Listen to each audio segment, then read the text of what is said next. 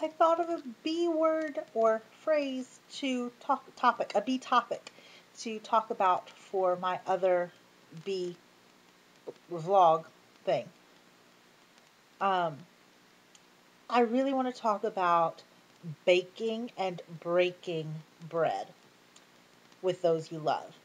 Um, I said before in some of my, and I don't have notes for this video, so I might be rambling here, but um, just be warned. I lose focus easily, remember? Um, so I've said in my videos before that I kind of consider myself a hearth witch or um, a practitioner of hearthcraft. And to me, that means magic centered around the home and family and those you love. And I can think of no better way of um, creating that sense of home and warmth in a home more than having a meal with someone you love and preparing that meal for someone you love. I cannot tell you how comforting it is to have the smell of fresh baked bread in a home. It is so comforting. And I know that some of you out there are like gluten free and it's like might kill you, or maybe not, to hear me talk about fresh baked bread, but I think I would die if I was gluten free. If I had a gluten allergy, I think I would like just end it right there. No, I'm just kidding. And of course, when I say baking bread, I mean literally baking bread, but also any kind of a meal that you would prepare for, anyone you love. Um, but to me, bread is so tied into um, history and there's just something in our core that craves that comfort of the nutrition of having something so substantial to sustain you. And knowing that someone had to take the time and energy to grow the grain and to process it and to actually put the ingredients together and to bake it. Um, so first, let me talk about the baking the bread part. So to me, baking and cooking are very spiritual practices anyway. Um, but I love to bake bread. And unfortunately, I haven't gotten to do it much lately, but it's really a big treat when I do. And um, from scratch, of course. I mean, they have those bread kits now. I saw that on TV the other day. I was like, what? But I mean, I guess you could get the same effect. I mean, um, to me, there's just something about tangibly touching the flour and feeling it in my fingers. It's so soft and light. And then adding in all of the other ingredients and feel it get more dense and having to knead it. And you have to touch it a lot. And I think that that's one reason that I connect with it is because I'm a very visual person. I'm a very tactile person. Sometimes my hands get itchy and I just have to move them and do something, you know. I'm sure a lot of you know that feeling out there. But um, you have to actually physically touch the bread so much. It's like you're putting a part of yourself into the food. And I think that that really comes through with um, in the process. It makes you more connected and more aware of things. It takes a long time to bake bread. You have to wait for it to rise. It bakes for a pretty long time most of the time. Um, and so you have to be conscious of what you're doing. You have to set aside time to do it. You have to make sure you have all the ingredients. You have to make sure that you're dedicated enough to see it through and to finish it.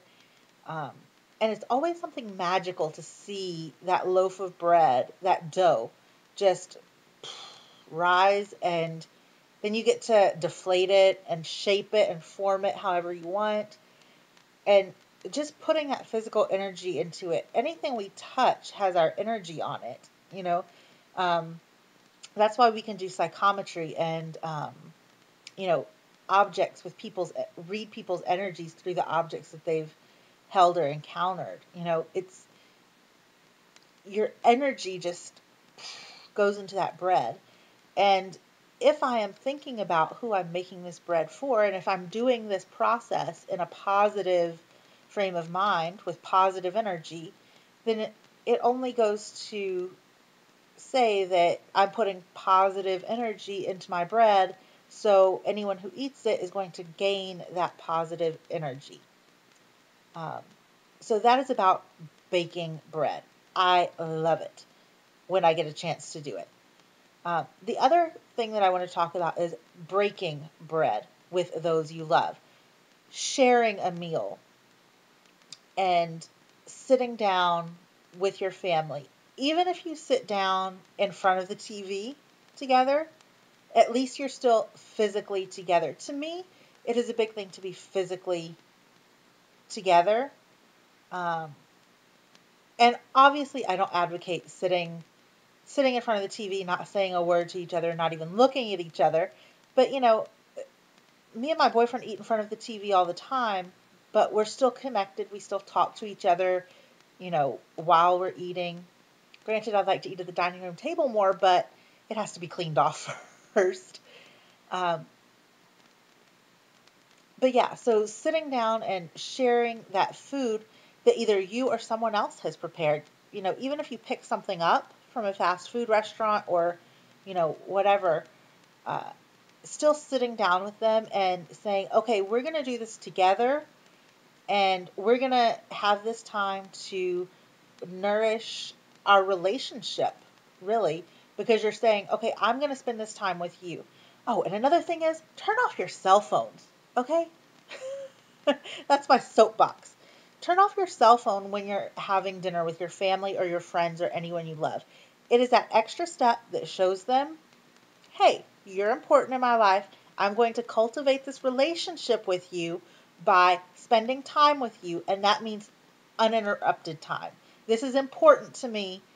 This is more important than anything else that will be on my anyone that will call me on my cell phone in this next half hour or however long it takes you to eat. I don't know.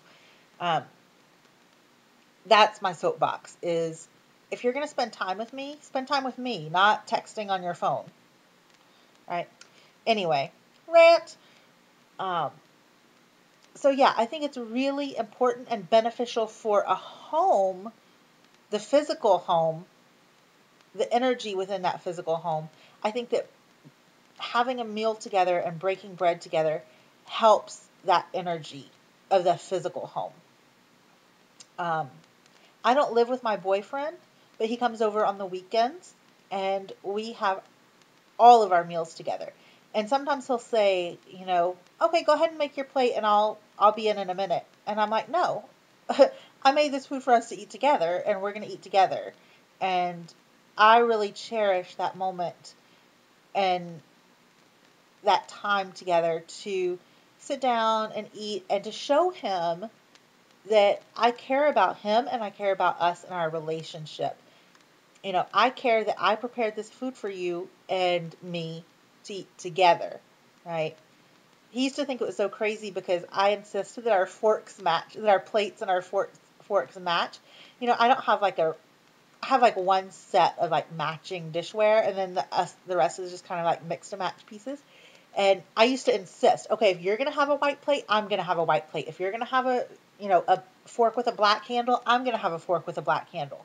You know, I used to really insist on that, and I kind of still do, but it just kind of gives me that feeling of we're still doing it together.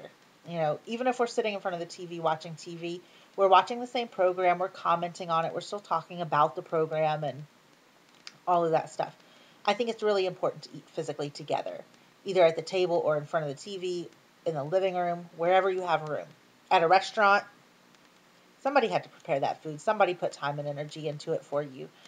Um, so, yeah, that's my little bit on baking bread and why I like to do it and why it's important to me, and breaking bread and why that is important to me also.